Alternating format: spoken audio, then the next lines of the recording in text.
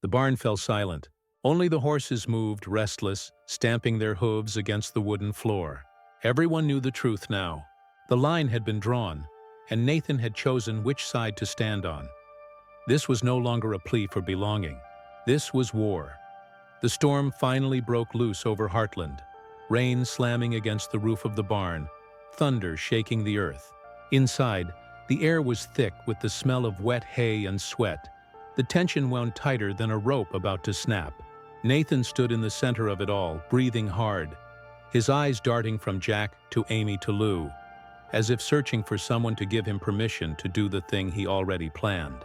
His hands trembled, not from fear, but from the weight of anger he could no longer contain. Suddenly, Nathan moved. He shoved past Amy, his boots slamming against the barn floor, and reached for the oil lamp hanging on the wall. His voice rose above the storm. "If Heartland won't be mine, then nobody gets it. You've taken everything from me, and I'll take it from you too." His arm swung back, the flame threatening to spill into the dry straw below. Amy gasped, rushing forward, her voice breaking. "Nathan, no!" The sound of her cry mixed with the scream of the wind. Jack lunged forward, but time seemed to slow, the flicker of fire tilting dangerously in Nathan's grip. For one suspended heartbeat, it looked as if the ranch's end would come in fire and smoke. But fate turned against Nathan. The horses panicked, kicking against their stalls, their cries filling the barn. Spartan reared high, the stall door crashing open as the horse burst into the aisle. Nathan stumbled backward in shock, the lamp slipping from his hand. It shattered on the floor, flame licking at the straw. But Jack was faster.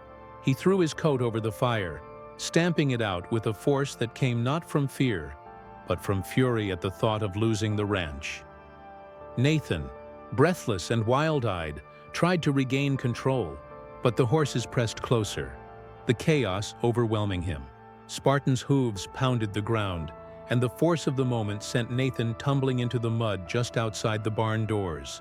Rain pelted his face, washing streaks of dirt across his skin as he struggled to rise. Jack stood over him now, his shadow long and unyielding in the flickering light of the storm. "This ranch doesn't burn for you, Nathan," Jack said, his voice steady, sharp as the crack of thunder overhead. "It lives because we fight for it, together. And you'll never understand that." Nathan's chest heaved as he looked up at them, Jack, Amy, Lou, all standing against him. For a brief second, his face softened, as though the truth of his isolation had finally struck him. He was not a part of this family, not a thread in their story. He was a man undone by his own pride, left alone in the storm of his making. The horses quieted slowly, their fear easing as Amy soothed them with soft whispers. Lou steadied her sister, pulling her close as the danger passed. Jack remained fixed on Nathan, but the fight was already gone from him. Nathan's shoulders slumped, his hands falling limp at his sides, his defiance drowned by the storm. No one spoke. The rain carried the only voice now, and in its steady rhythm was the sound of an ending. Nathan's downfall was not marked by flames or victory, but by silence. The silence of a man who had lost everything, not to others, but to himself. The storm eased as suddenly as it had come, the rain softening to a steady drizzle that dripped from the barn roof in long silver streams. The air smelled of damp earth and smoke from the fire that almost consumed them. The chaos had passed, but what remained was heavier than any thunder. Nathan stood outside in the mud, soaked to the bone, his chest rising and falling with uneven breaths. He looked smaller now, not the threatening figure who had stormed through the ranch hours ago, but a man hollowed out by his own choices.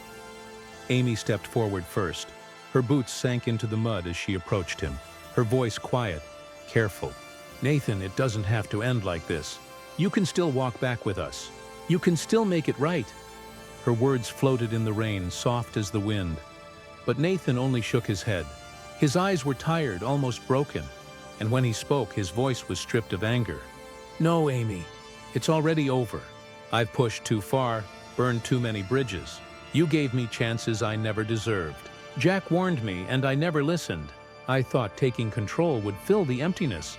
But all I did was prove how empty I really am." His words trembled, caught between confession and surrender.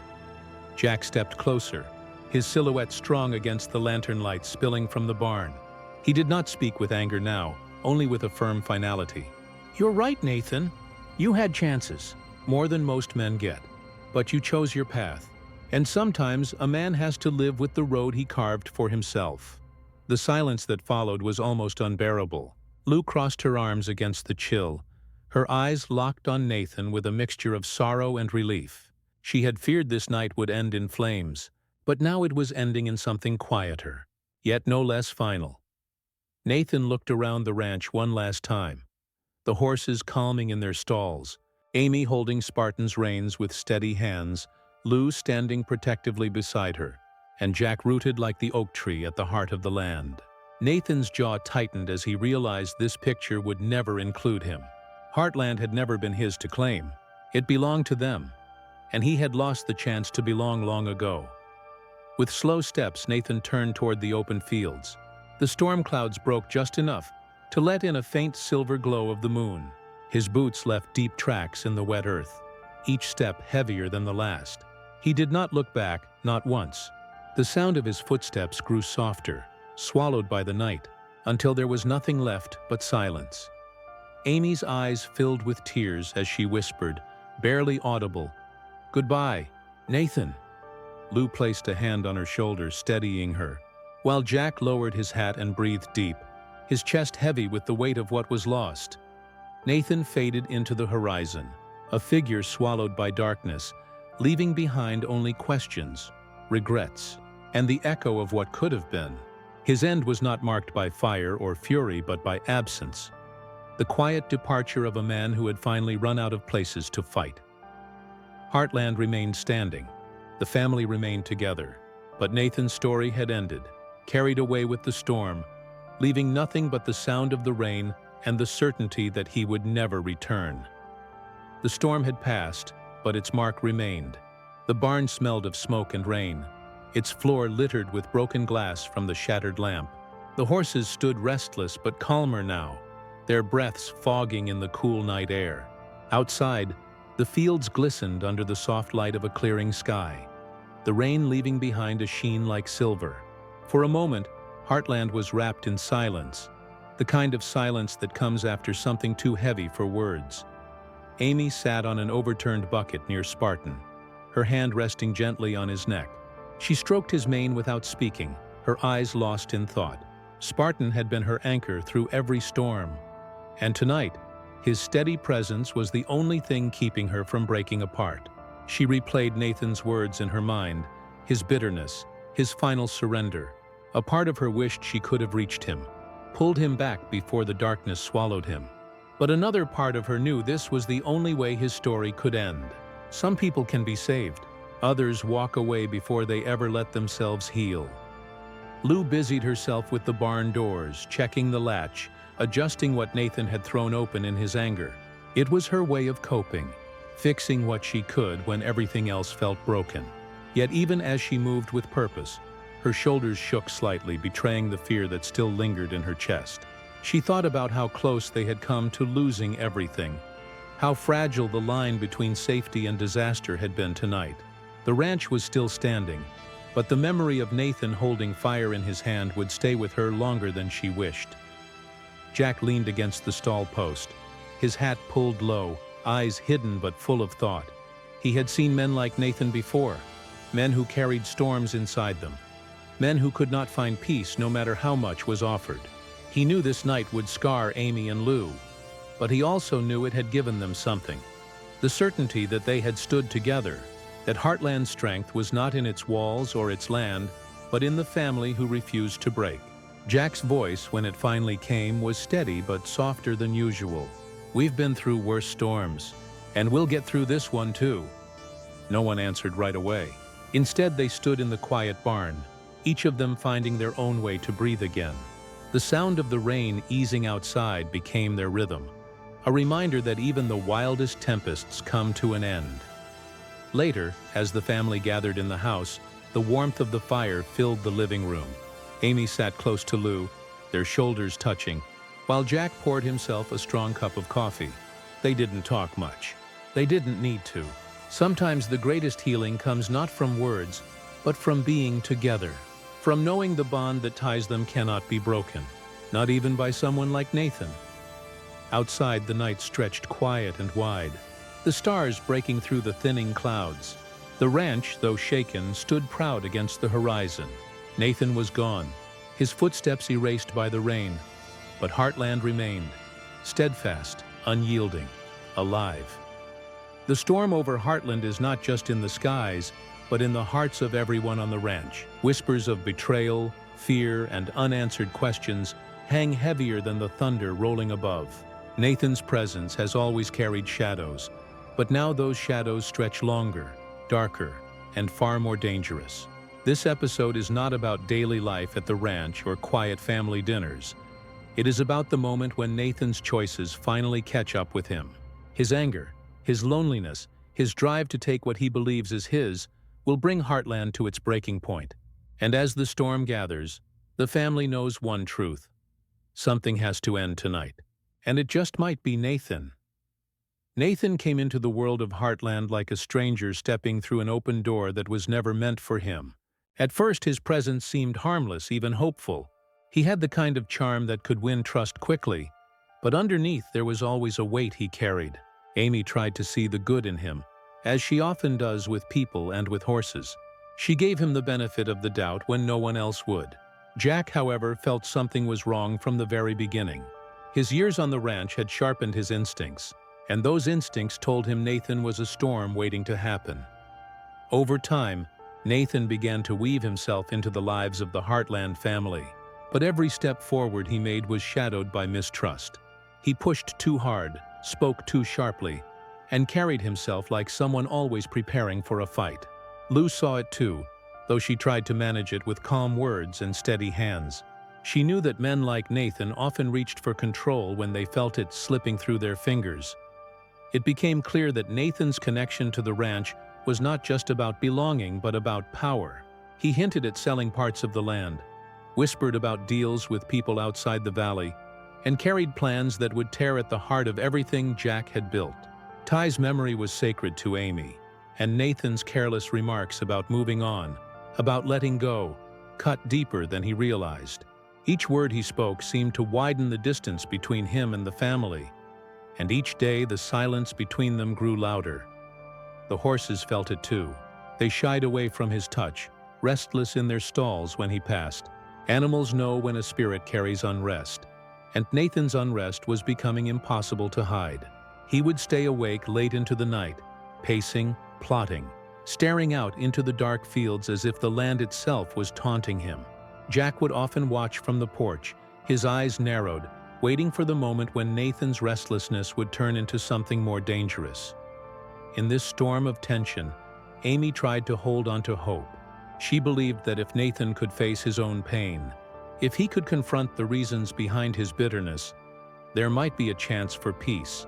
But peace was never something Nathan seemed to want. He wanted control, he wanted recognition, he wanted to bend Heartland to his will. And when he could not get it, he turned colder, harder, like the steel edge of a blade that refused to dull.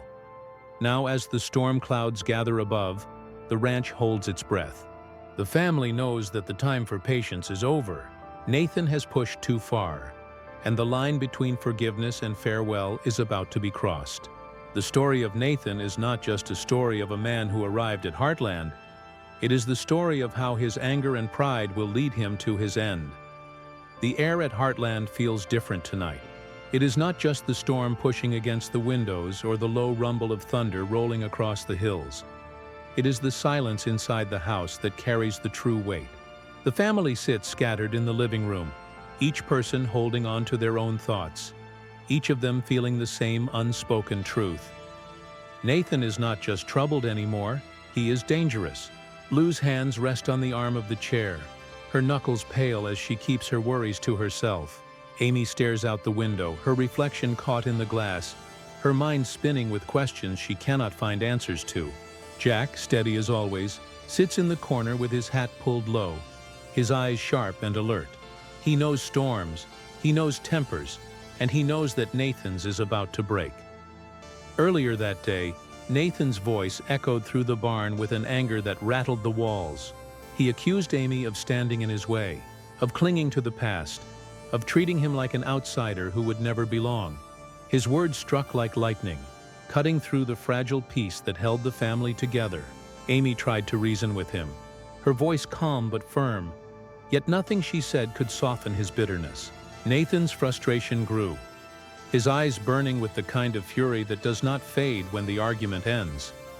The horses sensed it before anyone else. When Nathan stormed out of the barn, they shifted uneasily, their hooves stamping against the wooden floors, their breath quickening. They could feel the storm inside him, as alive and dangerous as the one building outside. Spartan, Amy's trusted horse, pushed against his stall door, restless, as if he knew his rider would soon be called to face more than she could carry alone. Jack, later that evening, warned Lou that Nathan's talk of selling land and siding with outsiders was no longer just angry words. He believed Nathan had set something in motion, a plan he was not willing to abandon. Lou tried to believe that Nathan was bluffing, that he wanted to scare them into giving him what he wanted. But Jack shook his head. He had lived long enough to know when a man had already crossed the line in his heart. Nathan's pride had been wounded, and wounded pride often lashes out before it learns to heal. Amy, still holding on to hope, walked out into the fields after dinner, her boots sinking into the wet ground, her hair whipped by the sharp wind. She searched for Nathan, calling his name into the night, but her voice was swallowed by the storm. In the distance, she caught sight of him, a lone figure standing by the fence, shoulders squared, fists clenched. He did not turn when she approached. He did not speak when she begged him to tell her what he wanted. The silence between them was louder than any word he could have said. In that moment, Amy realized the truth she had been avoiding. Nathan was not here to heal, not here to start over, not here to be a part of Heartland. He was here to take, to control, to bend the family and the land to his will. And if he could not have that, he was willing to destroy everything around him. The rising storm above was only a reflection of the one burning inside him. And just like the lightning splitting the sky, Nathan's fury was about to strike. The barn had never felt so cold. Even with the lanterns burning, shadows stretched across the walls like long fingers, reaching into every corner, as if the building itself knew what was coming. Jack stepped inside first, his boots heavy against the wooden floor, his hat pulled low but his eyes steady. Nathan stood near the far stall, his hands gripping the rail so tightly the wood creaked under the strain. The two men faced each other across the dim space, the air thick with the smell of hay and storm rain drifting in through the open door. "You think you can keep pushing us, Nathan?" Jack's voice was calm, but there was iron in it, the kind of tone that had stopped countless men in their tracks. "This ranch doesn't bend to threats. It never has and it never will." Nathan lifted his head, and for a moment his face was lit by the flicker of the lantern. His eyes were sharp, restless, like a man cornered by the very choices he had made. "You've all treated me like I don't belong, like I'm some mistake that wandered into your perfect little world. Well, I'm done waiting for your approval. Heartland owes me, and I'm taking what's mine." Jack took a step closer, his boots crunching against stray bits of hay. The horses shifted uneasily, their movements filling the silence between words. Amy and Lou appeared at the doorway, their faces pale, but they did not speak. They knew this was not just a family argument anymore. This was a battle for the soul of the ranch. Amy's voice finally broke the tension, soft but urgent. "Nathan, this isn't you. You don't have to do this. Whatever you're fighting for, this isn't the way." Nathan's laugh was bitter, echoing off the barn walls. "Don't pretend you understand me, Amy. You had everything handed to you, the ranch, the family, the respect. I've had to fight for scraps my whole life. And now, when I finally stand up for myself, you tell me it's not the way?" His voice cracked, his anger shaking with something deeper. Pain, loss, a lifetime of rejection he could no longer hide. Jack's eyes narrowed. "It's not about what you've had, Nathan. It's about what you've chosen. You could have been part of this family, but you let pride chew through every chance we gave you. And pride," he paused, his words heavy as stone, "pride will leave you with nothing." The storm outside roared, lightning flashing through the open doorway. The light caught Nathan's face, and for a brief second, He looked less like a man and more like a shadow fighting to stay whole. His grip on the rail loosened, then tightened again, his chest heaving as if every breath was a war inside him. Lou moved forward, her voice trembling but steady. "Please, Nathan, stop before you do something you can't take back." For the first time that night, Nathan's mask cracked. His jaw trembled, his eyes glistened with something unspoken. But just as quickly the anger returned, stronger than before. He pulled himself away from the stall, standing tall, defiant, as if daring them to push him further. Morning came slowly to Heartland. The first rays of sunlight crept across the fields, painting the wet grass in gold. The storm was gone, but the memory of it still clung to every corner of the ranch. The barn doors, scarred from the night before, stood open, letting in the cool breath of a new day. Birds called out in the distance, as if to remind the land that life moves forward, no matter what it loses along the way. Amy stepped onto the porch, her hair loose, her eyes still carrying the weight of the night. She looked out across the horizon, the same path Nathan had taken when he walked away. There was no sign of him now, no figure in the distance, no echo of his voice, only emptiness, quiet and final. She let out a slow breath, one that carried both sorrow and relief. Nathan's story had ended, but hers, and Heartland's, was still being written. Lou joined her, holding 2 cups of coffee. She handed one to Amy, and for a while they stood side by side, not speaking. They didn't need words. The bond between them was enough. The silence was no longer heavy. It was healing. It was the sound of survival, of strength, of moving on. Inside, Jack sat at the kitchen table, the morning light cutting across his weathered face. He stared at his hands, thinking about the choices a man makes and the roads those choices lead him down. Nathan had chosen pride, and pride had left him empty. Jack hoped that wherever Nathan went, he would find peace at last. But the ranch could not wait for him. Life at Heartland would continue as it always had, with love, with work, and with the family that refused to break. The camera of this story lingers on the land itself now. The rolling hills, the horses grazing in the dawn, the fences that stretch strong and unbroken. Heartland remains, not untouched by the storm, but unshaken in its core. Its strength is not in the wood or the fields, but in the people who stand together when everything threatens to fall apart. And as the sun climbs higher, a voice carries over the scene, quiet but firm.